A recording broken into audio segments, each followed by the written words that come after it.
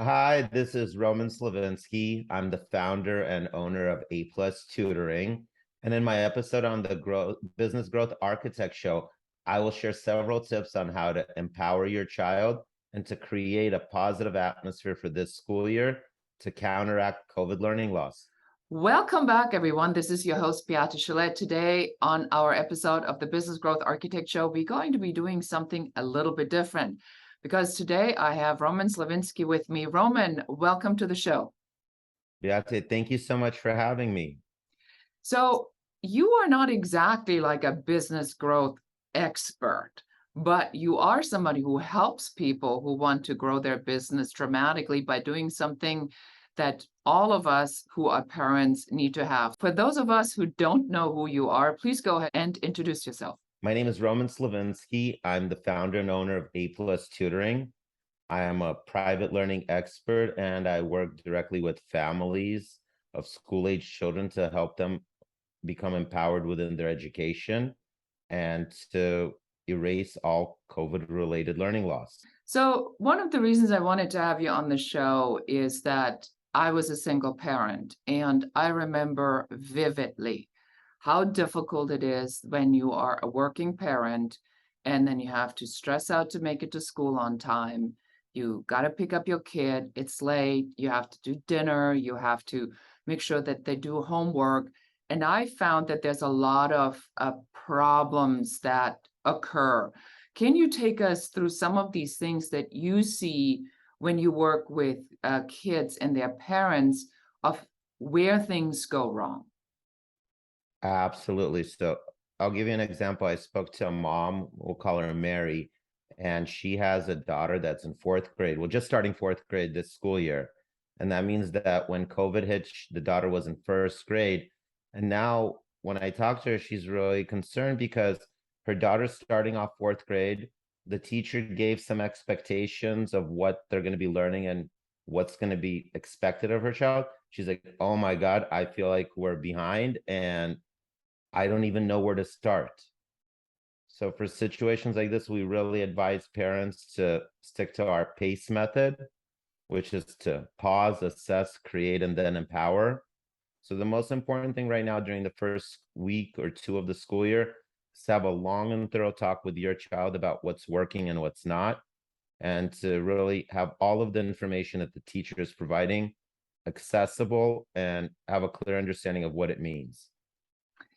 So one of the things that I noticed, and maybe that's because I'm a type A personality, but I never had really the patience because I felt that my daughter should actually do the homework independently.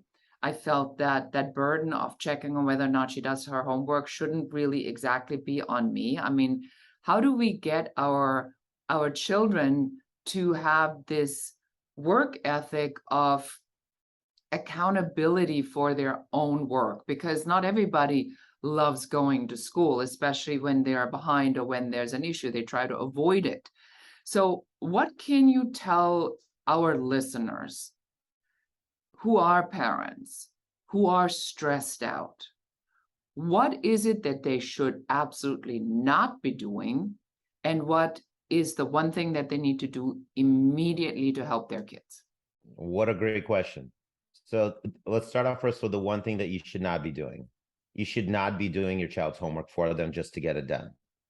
That means it's 8:30, you just finished dinner, bath time is already late, and the homework that you're looking at was not done completely and not done accurately. And so you're sitting there and guiding your child and telling them what to write. Learning is not happening there, and all you're doing is training your kids that mommy or daddy will come in and save the day and fix your problems if you can't do it on your own. So what I'm hearing you say is then that I'm actually, instead of helping my child, I'm hurting my child because now I'm postponing their taking responsibility for their own actions. So does this mean that if my child has bad learning habits, I need to let them fail? Or what is it that I can do about it? Because I want to help them, Roman. I mean, we all want to help our kids to succeed, and we are terrified of bad grades because that means bad grades. You don't get in the right schools. You don't get in the right schools. I mean, it's like this whole domino effect of disaster thinking in the minds of parents. So help us out with that. Yeah, so our first instinct as parents when we're pushed into a situation where our kids need help is to jump in and try to tell them how to solve the problem. When in reality, our kids are looking for us to actually show them how would we do this. So take some time out of your day, sit down with your child and break down their agenda and their calendar. This is what I would be doing at this time if I was you. Let's sit down and try to do this. Then break down, here's the time when we have review.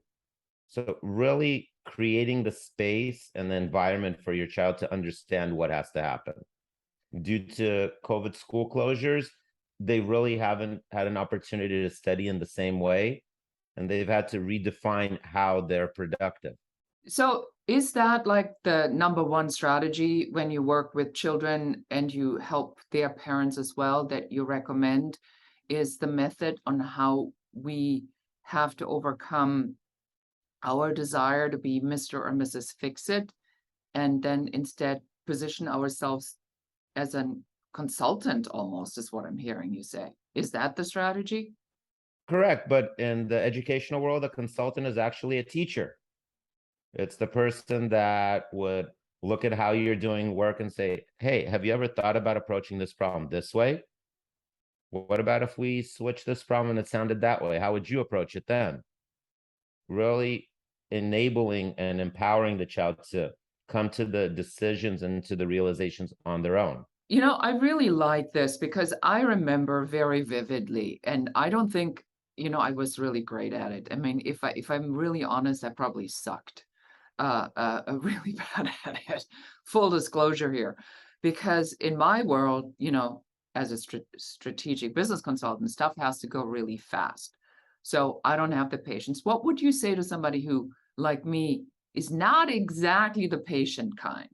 Well, that's where breathing really comes in very important. You just got to take a deep breath and understand, just because I'm spending 30 minutes right now with my child and no work gets done doesn't mean that I'm not making an impact. Jumping into work right away isn't going to get the problem solved. It's just going to put a little band-aid on it till the next assignment. I really like that. I think that parents will take a sigh of relief. That's a very powerful statement to say that we still spend quality time helping our kids solve some of these issues or learning habits if we just spent the time to take them through the process without actually doing the work. That's a very powerful thing. I never even thought about it like that. So I want to switch gears a little bit and talk about what's being said in the media and in the reports. Can you tell our audience, what are the numbers? Are they really as bad as anybody thinks? And then if that is true, where do we start? So the numbers right now are really showing things that are bad with kids, and the social emotional part is the most concerning to me, that kids are not being involved in outdoor and play activities. They're not being as involved in collaborative learning. And that really puts a lot of pressure on them to have to perform independently. And that's not something that will enable them to reach their full potential. So what are we going to do about it, or how can we fix it? I mean, a lot of parents are very scared to send their kids to school. They're still worried about COVID. They're worried about that the kids have fallen behind. Give us some of the most common strategies that you help parents with to solve these issues. Yeah. Because you run a tutoring company. So tell us how that actually works. So I would say right now, making a student take a test that is going to expose lots of gaps is not the right thing for us to do. We want to really focus on improving student confidence and building up the desire to go to school back to what it was pre-COVID, really focusing with the kids on the foundations. We can catch up as long as we look at it as a slow and steady process. You can catch up when you're building a house, but you have to make sure that the foundation is the most stable. Are you seeing that a lot, that there is fear of kids wanting to go to school, that there is actually that resistance, that they don't even want to go to school? Is that what's happening? There's definitely resistance of not wanting to go to school. There's resistance and fear of doing things in a classroom setting. One thing that we've noticed a lot, and another parent that I talked to recently, her name is Cassandra, her daughter is struggling with self-advocacy. How do we get our child to feel comfortable asking a question in class? How do we get a child to feel comfortable coming up to a teacher before class and saying, Miss So-and-so, I really didn't understand the homework. Would you be able to go over it with me? Kids are just, to not do something is just close the laptop. But in reality, in person, that's where they're struggling, like how to advocate and how to get that help. I've never really heard anybody use the term self-advocacy as you use it. And when we did our pre-show conversation, I was really intrigued about your concept of self-advocacy. Will you share with us, what does it mean? And like, what is it? Yeah, so imagine it's the first day of school, your child comes into class, they sit down, the first thing that they're looking at is who's sitting next to them, what the other kids are doing and how they're behaving. And then the teacher starts going over some material and goes over and says, kids, does anybody have any questions? And then the teacher looks around the room and there's no hands up. Teacher goes, are there any questions? Still no hands up. The teacher doesn't know whether the students really understand the material or not. If the teacher decides to give a quiz at that moment, the kids will complain, oh, we didn't have a chance to study for this. But how do we get the true meaningful learning to happen when kids see and learn from their mistakes? Being able to raise your hand and not feel embarrassed that somebody will say, oh, that's a stupid question. Oh, there's Johnny, he's always asking questions. To feel comfortable in their own skin, the increase of confidence directly lowers their fear of failure. Well, what you just described is really like what I see in business. I mean, if I'm going to build a bridge right now, I think that the skill that you're talking about, self-advocacy, is a life skill, because we see this a lot when companies are hiring team members and team members come in and they're embarrassed to ask a question because they feel that they're exposed in some sort of a way. And then they do not know how to ask a question and they do terrible work. I just had this instance, this is a story that just happened last week. So I recorded an entire audio course for a learning provider out of Europe that goes into one of the largest learning development platforms for organizations. And the person that I had spoken to had some health issues. And so she finally left a year later. And the woman that took over her job, she says, did you ever send us the files? I said, I sent the files a year ago. So the woman had never admitted or asked for help, based on what you just were Yeah. saying. All she would have needed to say is, hey, I'm having some health issues. I have continuous absences. I need somebody to help me just uploading these files. So they're in there. So we lost an entire year. And nobody really knew about it. And if we wouldn't have picked up the conversation, I would have disliked the company. I would have thought they're not doing their job. They would have thought I'm a flaky content provider because I didn't deliver the files, where in fact it was somewhere completely different. So having said that, how do we help our kids to get over the fear of embarrassment? Because I think that's a really real thing, Roman. When I look at somebody who's 6 years old or 10 years old, or even a teenager, the worst, right? Being exposed that you're an idiot. So how do we help them to not feel awkward about that? Well, the best thing that I can share as an experience as a parent, not even as a teacher, would be to show your own vulnerability to kids. Talk to them about how you felt in school and when you asked questions and when you didn't. How did it feel when you had an instance where you missed 2 weeks of school when you were sick or you had a broken bone somewhere? I believe that when sharing experiences and not just telling somebody what to do, that's what resonates with the kids no matter at what age. My daughter started first grade yesterday, and the first conversation that her and I had was about how alone and scared I felt during my first day of first grade. She had a great first day and everything was wonderful, but I wanted her to have the true understanding of it's okay. If it feels that way, it gets better. But really knowing that they're not alone. And another thing that, especially with asking questions in class, activities at home, which can get fun and very entertaining, where a parent pretends that they're a teacher and the child role plays. And if you have younger siblings, that makes it a lot more fun.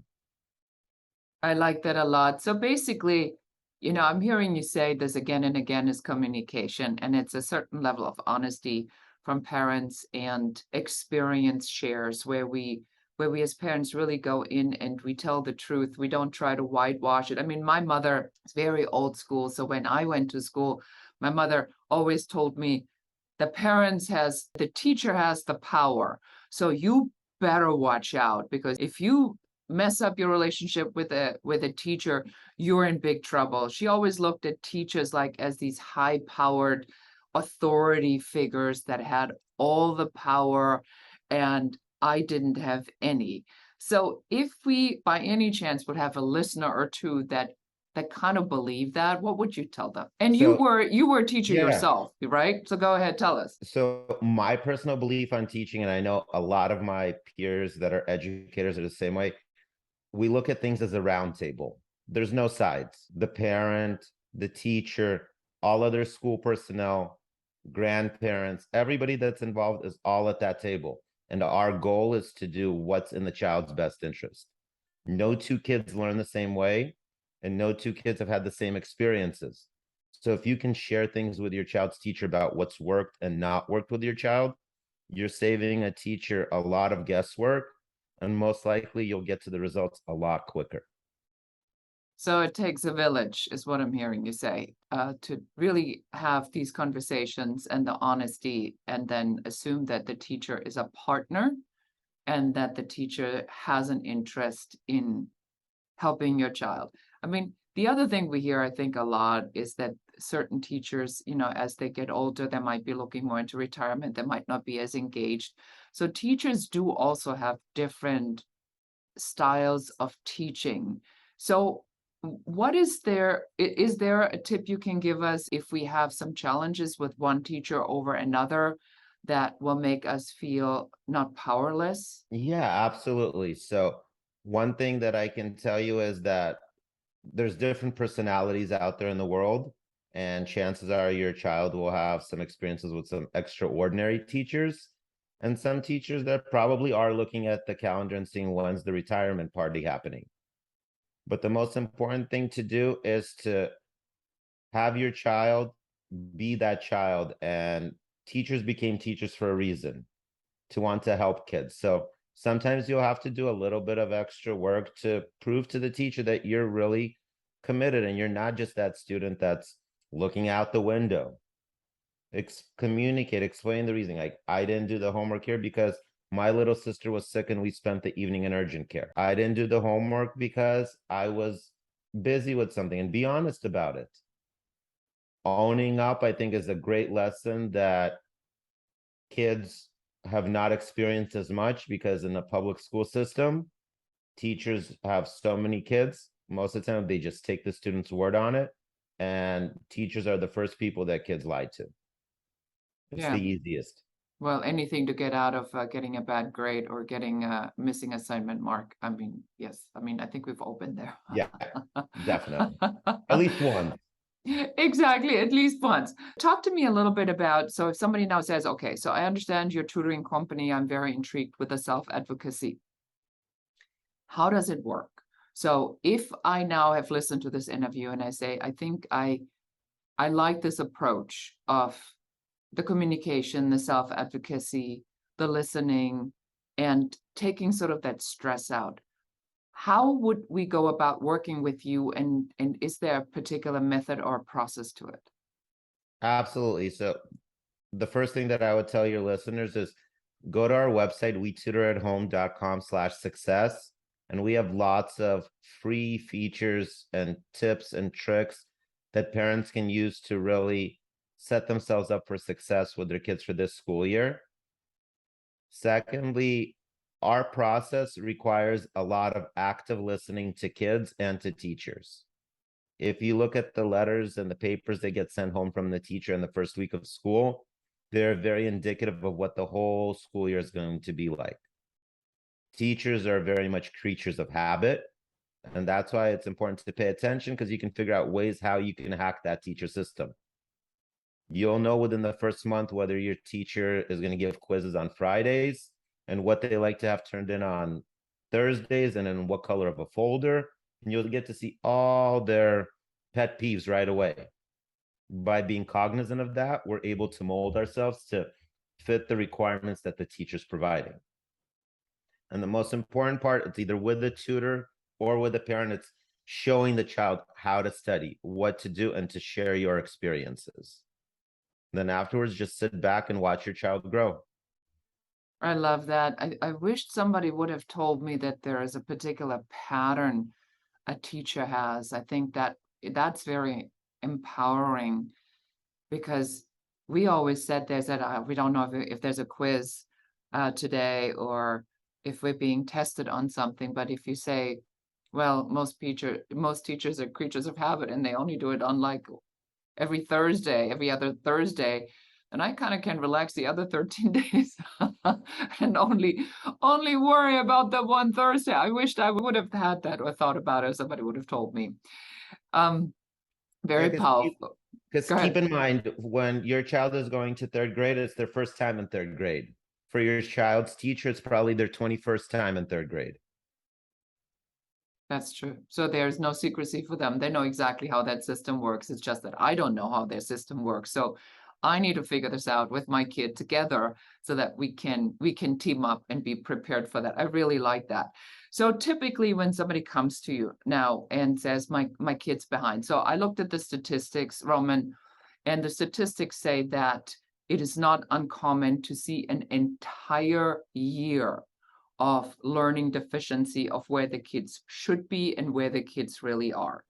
So how do I know what the learning deficiency of my child actually really is? And then what do I do?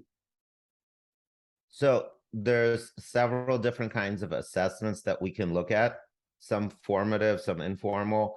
But the most important thing that we want to do with kids is with math, making sure that they have a solid foundation to get them through algebra, which means fractions, decimals, percents, number sense, smaller numbers, larger numbers, and being really comfortable in handling them. Because everything that comes in math afterwards is solely based on that foundation. With English language arts, I would suggest starting off a writing journal. And the first writing assignment would be your child's baseline. You're going to watch and you see your child evolve and develop over time in the class. That's when you're cognizant of everything that's going on and you try to add more things into it. And so once I know the truth, so let's say I called you and you helped me to figure out where my kid is.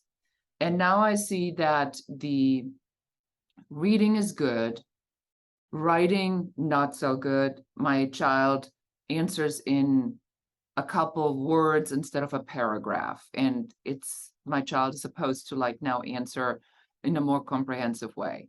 Math is an absolute disaster. What comes next? Are you then custom tailoring a plan based upon that for my child? Absolutely. So we look at two things let's start off with math. So we're looking, is it the computational or is it the word problems? With word problems, a lot of times with kids, they know how to do the math. They're just having a hard time decoding the problem to know what is being asked of them and to properly recall the information that they know. So it's with repetition and practice, sharing, like, this is how I knew that this is what I would have to do in this problem.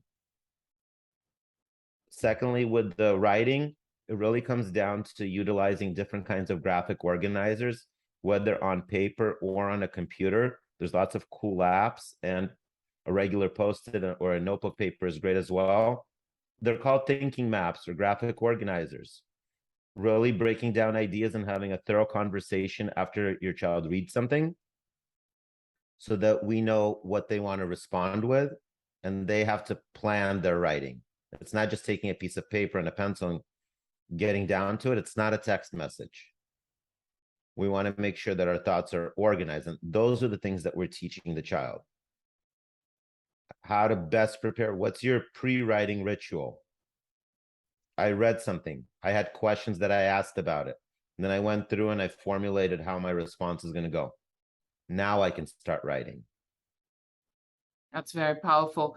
And what do you say to parents that are homeschooling, that are not in the public school system or in the private school system? Does what you do work for them as well? Because I know that there's a lot of guilt for parents that are homeschooling because they think because they're homeschooling, they should, they should have kids that really kind of know everything. Does this work for them as well? Absolutely. It works even better for homeschool kids because a lot of the programs require the kids to watch a video or a module and then right away jump into questions. That's very hard to do. Processing information after going through it once, kids are trying to get through it as fast as possible. We need some kind of a quality feedback mechanism where somebody asks, okay, so what happened here?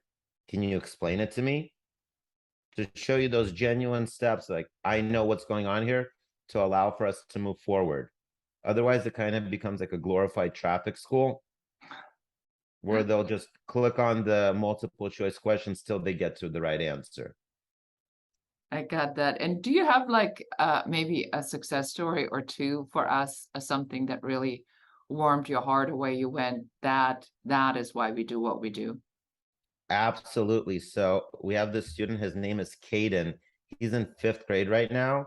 And when he was in 2nd grade, school was just what totally upside down with COVID, and he lost all interest in school.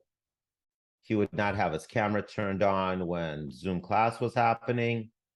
And what we discovered with him was that he just felt totally shy about saying anything in class, and he felt that everybody's eyes were on him.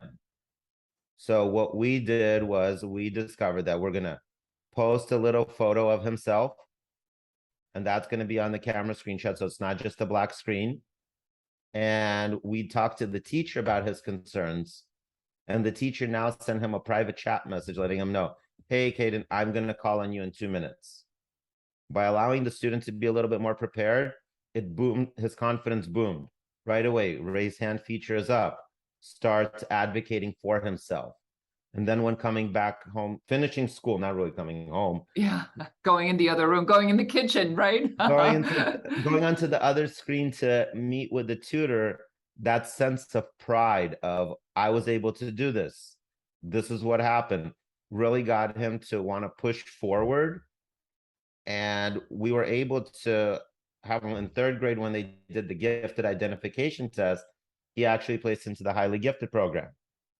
It wasn't because he was great at doing homework, but it was because he was confident he was in a position where he could thrive and show his ability.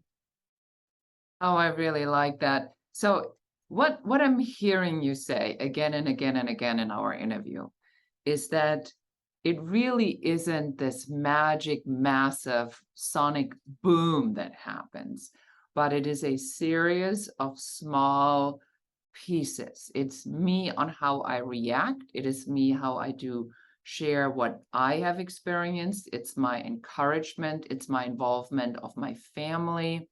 It's the constant reinforcement of positivity. And it's these small things of actually finding out what it is and not making any assumptions. Have I summed this up properly? Absolutely. And in a business world, it's your company culture. That's right.